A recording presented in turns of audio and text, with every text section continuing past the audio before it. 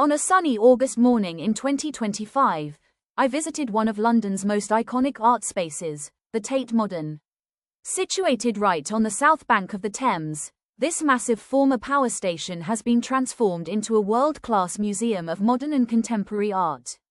And yes, entrance to the main galleries is completely free, making it one of the most accessible cultural experiences in the city. As I walked toward the building, the bold industrial architecture immediately stood out. Towering brick walls, steel frames, and wide open spaces give it a raw, unfinished energy, like a canvas that's always in progress. The museum draws people from all over the world, families, tourists, students, and art lovers of every kind. Just walking through its doors, you feel like you're stepping into a living, breathing hub of creativity. What I love most about the Tate Modern is that it doesn't try to impress with gold frames or marble floors. Instead, it challenges you. It invites you to think, to question, to feel. In this video, I'll take you along with me, from the epic Turbine Hall to some of the thought-provoking exhibitions I explored. Whether you're planning your own visit, or just curious to see what's inside, come join me on this visual journey through one of the most inspiring spaces London has to offer. Stepping into the Turbine Hall is like walking into another dimension. The sheer scale of the space pulls you in, industrial, raw, and humbling. It's not just a room, it's an experience. And then, there it is. Towering above the floor, Louise Bourgeois' monumental sculpture, Mammon. A giant spider, elegant, yet unsettling. Crafted in bronze, marble, and steel, it feels both fragile and indestructible. It's more than just a spider. It's a tribute to her mother, a weaver, a protector, a fierce force. There's a strange beauty in how it stands here. Still, silent, and yet impossibly alive. From above, the scale is overwhelming. The people below look miniature, almost like part of the installation.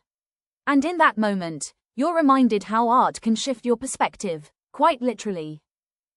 I began my visit at the top, the 5th floor of the Blavatnik building.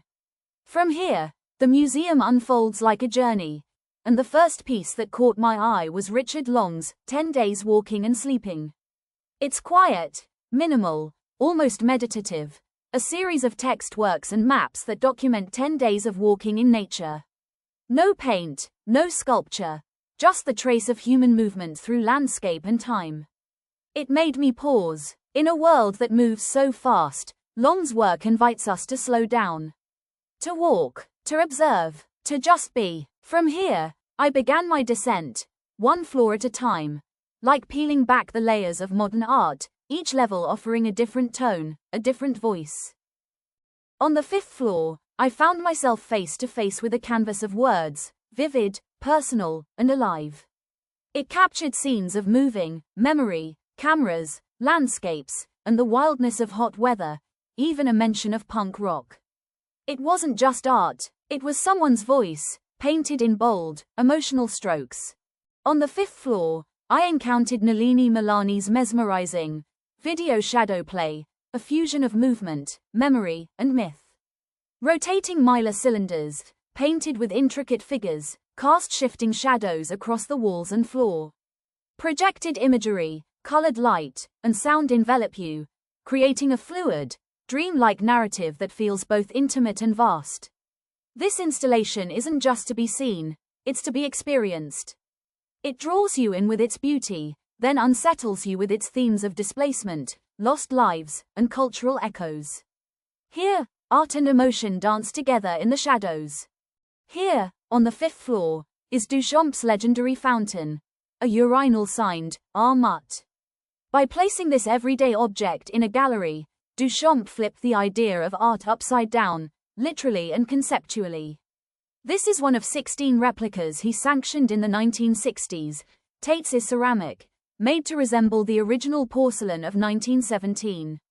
The display, around the fountain, invites us to reimagine where art lives, even in a public toilet. It asks, what makes something art, its form, its context, or simply the artist's choice? This piece struck me most, study for a monument. Bronze casts of plants, once native to the Tigris-Euphrates region, are scattered across white cotton sheets, like botanical remains or forensic evidence. The plants are oversized, tangible yet fragile, reminding us of landscapes lost to war and ecological collapse. Bronze, traditionally used for monuments, here becomes a tool of remembrance and rupture.